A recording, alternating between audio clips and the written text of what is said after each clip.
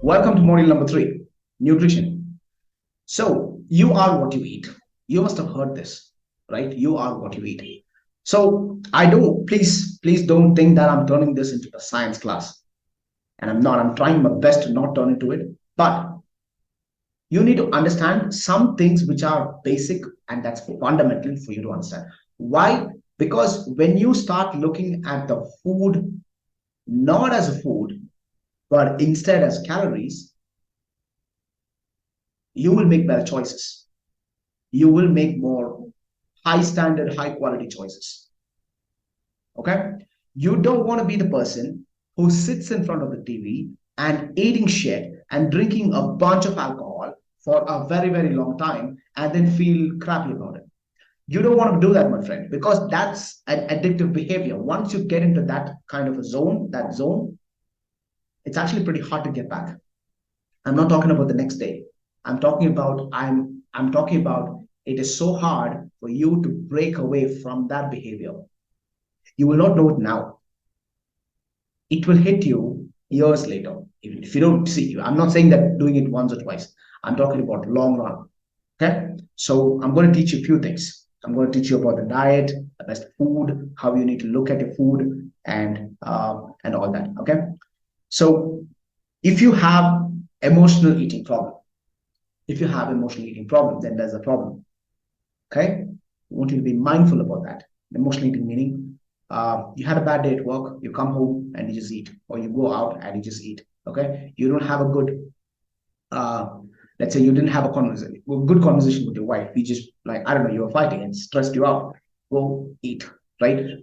Women have this tendency of just eating because of emotions.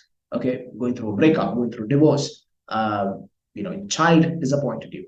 I don't know, for some many reasons, right? I mean, people have emotionality. That's a weak and bad behavior. Okay, so you need to be mindful about it. I'm going to teach you the tactics and everything inside my community as to how you can deal with all these things. But that is for later. So right now, that is one bad behavior that you will need to watch out. Okay, the next thing is your everyday life. So if you don't have a problem, if you have a problem, you've got to be mindful about it. If you don't have that emotional eating problem, then you got to see in your everyday life. I'm talking about your routine, your everyday life. I'm talking about your typical day. Most days in a year, you're most likely to repeat the same thing. And that's how humans perform and that's how humans evolve. So, on an everyday basis, okay, right from the time that you wake up and all the things that you consume, solid and liquid, right? All the things that you consume until you go to sleep, everything, right? There's a bunch of things. So most people start their day with tea or coffee, yeah, and then they go with food, and then they go with maybe another snack or tea somewhere around 11 o'clock. That's your tea break, could be, right? And then you have your lunch, and then you have evening tea or coffee with a snack, maybe with or without a snack. And then in the evening, you go for your food, like that's your dinner. And after that, maybe another tea or coffee, and then you go hit the bed. So this is a pattern. Maybe there's a little bit of changes here and there, but most people live like this. Yeah. What you need to understand is India, our country, our beautiful country, has been in the starvation mode for a very long time. We were under the Britishers, kings, queens. We were always under somebody. Yes or no? Now the thing is, now because of the advancement, now because of the age, the technological age, now the way that we are performing is kind of growing. It's a developing country, right? So we are developing. Now we have the access to things, right? We have access to things. So we have the access to things. What happens is we tend to eat a lot more. Now we are seeing the food, we go for the quantity and not for the quality. And this is very big, very big. Okay. Since the quality is going down, the quality of the food is going down. Yes, if you eat the home food, whatever you're cooking at home, it will cause a problem. Or I do understand you are cooking from home. It is good, it is nutritious, but unfortunately, that's not the case.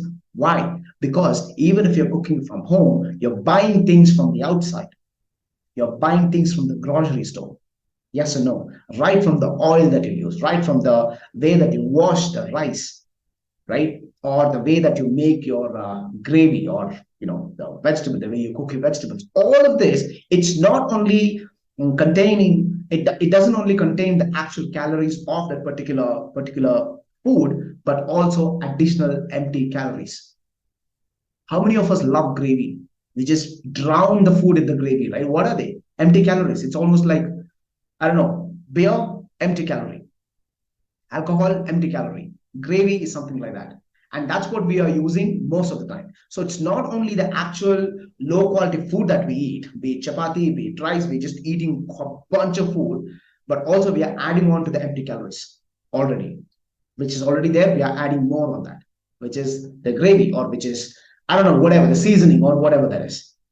But there's certain things that are lacking, like vitamins, protein, fats. We don't eat fats. Like our fat is sunflower oil. Our fat is, you see what I'm saying? Like vegetable oil that we get from the grocery store. And because of this, it might not show in your body. You don't have to see it. A person who is like around 50 or 60 kgs, thin, or I don't know, thin, like super thin, you can have fat. You can be fat inside.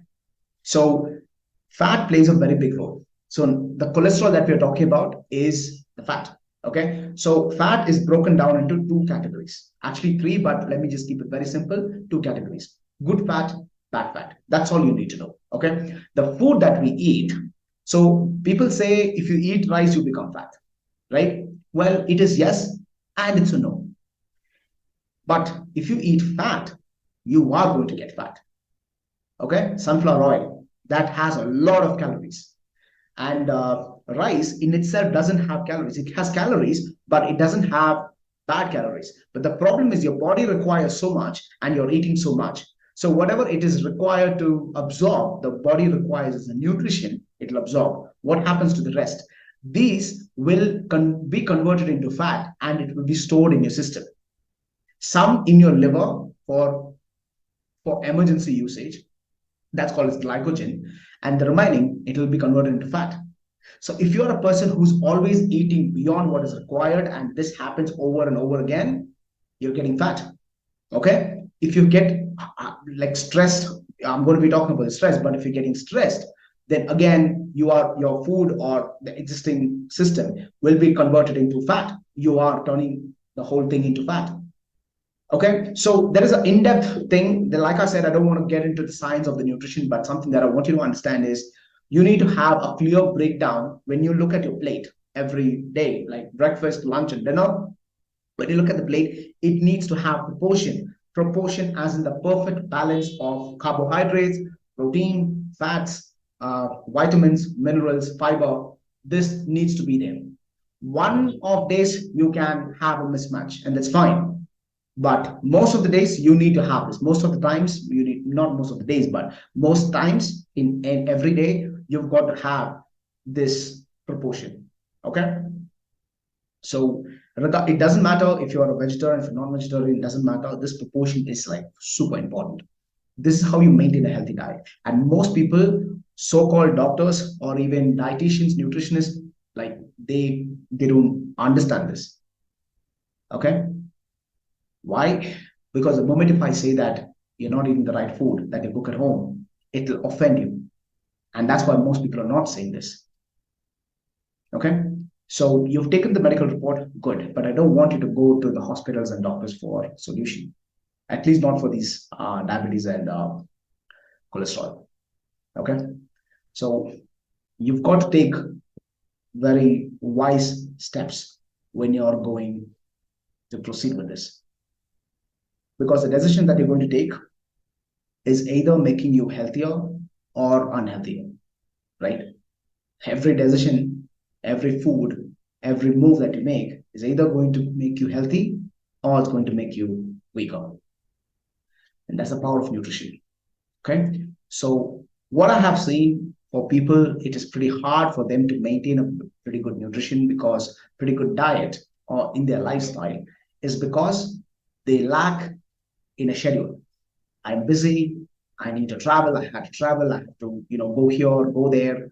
I'm not able to do this. Stick to a plan. I might eat outside most of the time. I'm outside and I get to eat only the restaurant food and stuff like that. So regardless of whatever it is, wherever it is, whatever your situation is, you can always take control of your diet, no matter what. And diet plays a fundamental role in your health and well-being.